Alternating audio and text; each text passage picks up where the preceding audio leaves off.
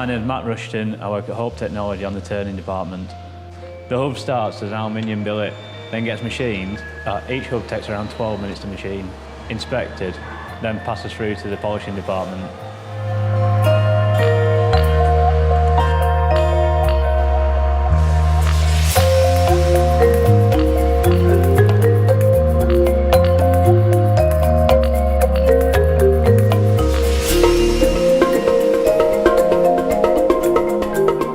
The hub gets put into a machine which polishes the hub using crushed up walnuts.